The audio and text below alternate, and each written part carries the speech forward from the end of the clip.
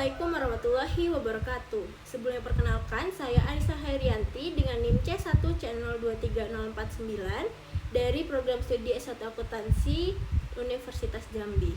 Jadi pada kesempatan ini saya akan mempresentasikan tugas analisis untuk memenuhi mata kuliah kewarganegaraan dengan judul Proses Politik dan Wawasan Nasional, Studi Kasus Konflik Tata Kelola Sumber Daya Alam dalam Perspektif Otonomi Daerah dan Ketahanan Nasional. Baiklah, tanpa berlama-lama, saya akan langsung masuk ke latar belakang dari permasalahan ini. Indonesia dikenal sebagai negara kepulauan dengan kekayaan sumber daya alam yang luar biasa, mulai dari minyak bumi, batu bara, emas, nikel, hingga hutan tropis yang meliputi jutaan hektar. Namun justru di sini banyak tantangan terbesar yang muncul, yaitu seperti bagaimana mengelola sumber daya alam itu agar adil, berkelanjutan, dan tidak memecah persatuan bangsa. Ada 3 problem utama yang melatar belakangi analisis ini, yaitu pertama ada konflik regulasi, yaitu tumpang tindih antara Undang-Undang Otonomi Daerah dan Undang-Undang Pertambangan Pusat yang menciptakan ketidakjelasan wewenang. Lalu yang kedua ada eksploitasi berlebihan, di mana izin tambang yang tidak terkendali menyebabkan degradasi lingkungan yang serius. Dan yang terakhir ancaman wawasan Nusantara, di mana ketimpangan pembangunan antara pusat dan daerah penghasil sumber daya alam mengancam persatuan dan ketahanan nasional.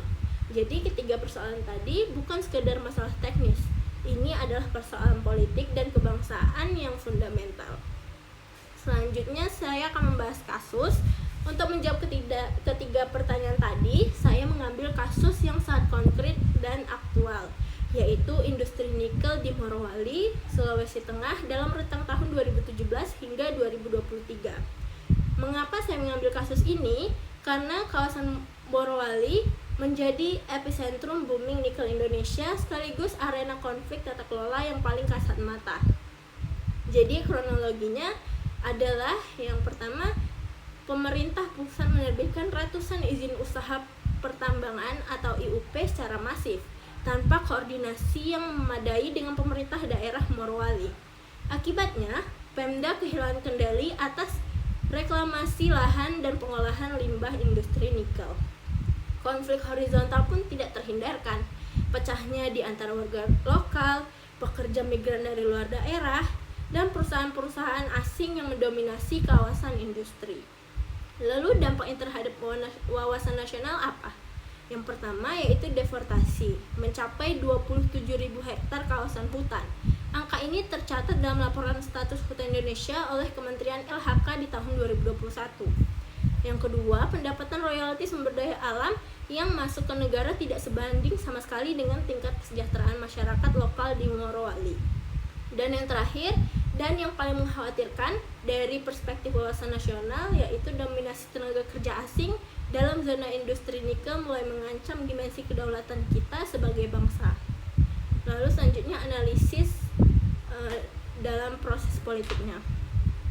Dengan menggunakan pendekatan sistem politik David Easton dan konsep otonomi daerah, kasus Morowali dapat dianalisis melalui 3 arena proses politik. Arena pertama adalah arena legislasi, yaitu revisi Undang-Undang Nomor 3 Tahun 2020 tentang pertambangan mineral dan batu bara secara signifikan mengalihkan kewenangan penerbitan izin tambang dari pemerintah kabupaten ke pemerintah pusat.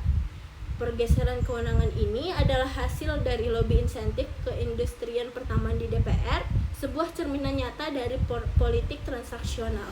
Akibatnya, daerah kehilangan bargaining power atas sumber daya alam yang ada di wilayahnya sendiri. Arena kedua adalah arena eksekutif. Di sini kita melihat konflik kepentingan yang kronis antara Kementerian ESDM, Kementerian LHK, dan pemerintah daerah. Lemahnya koordinasi antar lembaga menciptakan policy gap atau celah kebijakan yang dengan mudah dimanfaatkan oleh aktor bisnis. Presiden sebagai aktor sentral seringkali mengedepankan logika investasi daripada keseimbangan lingkungan dan kesejahteraan lokal. Lalu arena yang terakhir ada arena masyarakat sipil. Di arena ini, gerakan advokasi masyarakat adat Morowali berujung menuntut pengakuan hak atas tanah ulayat mereka. Media dan LSM berperan sebagai watchdog namun kapasitasnya sangat terbatas karena minimnya akses informasi yang terbuka. Partisipasi politik warga terhambat oleh hampir tidak adanya mekanisme deliberasi politik publik yang bermakna di tingkat lokal. Lalu selanjutnya analisis dalam wawasan nasional. Wawasan Nusantara adalah cara pandang bangsa Indonesia tentang diri dan lingkungannya berdasarkan Pancasila, Undang-Undang Dasar 1945, dan geopolitik Nusantara. Ini adalah fondasi ideologis bagaimana kita memahami diri sebagai bangsa. Mari kita hubungkan kasus Morowali tadi dengan 4 aspek utama wawasan Nusantara. Yang pertama yaitu aspek persatuan. Konflik tata kelola sumber daya alam yang berkepanjangan memperlemah rasa solidaritas nasional. Ketika daerah merasa terus-menerus dipinggirkan oleh pusat, sentimen kedaerahan meningkat dan ini adalah benih yang berbahaya bagi keutuhan bangsa. Lalu yang kedua, aspek keadilan. Daerah-daerah yang kaya sumber daya alam seperti Papua, Kalimantan, dan Sulawesi justru memiliki indeks pembangunan manusia atau IPM yang jauh di bawah rata-rata nasional. Ini adalah pelanggaran nyata terhadap prinsip keadilan distributif yang diamanatkan wawasan Nusantara. Lalu yang ketiga, aspek ketahanan. Dominasi modal asing dan kehadiran masif tenaga kerja asing dalam industri ekstraktif strategis secara langsung melemahkan dimensi ekonomi dari ketahanan nasional kita. Dan yang terakhir ada aspek kemandirian. Ketergantungan kita pada ekspor bahan mentah, nikel diekspor dalam bentuk ore tanpa diolah lebih lanjut, membuat Indonesia terus bergantung pada pihak asing untuk nilai tambah. Ini bertentangan secara fundamental dengan cita-cita kemandirian bangsa yang menjadi inti wawasan Nusantara. Lalu ada solusi dan rekomendasi kebijakan. Berdasarkan analisis yang dilakukan, saya merumuskan 5 rekomendasi kebijakan yang komprehensif. Yang pertama ada reformasi regulasi, di mana untuk merevisi Undang-Undang Minerba untuk mengembalikan sebagian kewenangan penerbitan izin kepada pemerintah daerah, namun dengan mekanisme pengawasan nasional yang ketat. Ini disebut desentralisasi asimetris, memberikan otonomi sekaligus menjaga standar nasional. Lalu, yang kedua penguatan partisipasi masyarakat, di mana untuk mewajibkan mekanisme FPIC atau Free, Prior, and Informed Consent sesuai standar ILO bagi komunitas adat sebelum izin apapun diterbitkan. Tanpa persetujuan masyarakat adat tidak ada izin. Lalu yang ketiga, pencepatan hilirisasi sumber daya alam. Ubah nikel dari bahan mentah menjadi baterai kendaraan listrik di dalam negeri. Ini bukan hanya soal ekonomi, ini adalah wujud nyata dari kemandirian bangsa yang diamanatkan oleh wawasan Nusantara. Yang keempat, penguatan kelembagaan. Bentuk Badan Koordinasi Tata Kelola Sumber Daya Alam Nasional yang lintas kementerian dengan keterwakilan dari pemerintah daerah dan masyarakat sipil. Pastikan transparansi penuh atas data royalti dan izin. Lalu rekomendasi kelima yaitu penegakan hukum lingkungan.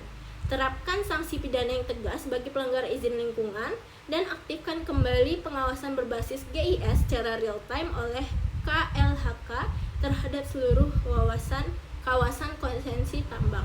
Baiklah, jadi kesimpulan yang saya dapatkan dari materi yang sudah saya jelaskan sebelumnya adalah proses politik dalam tata kelola sumber daya alam di Indonesia mencerminkan ketegangan yang terus-menerus antara kepentingan pemerintah pusat yang berfokus pada penarikan investasi dan pendapatan negara dengan kepentingan daerah yang menyangkut kedaulatan wilayah dan kesejahteraan masyarakat lokal.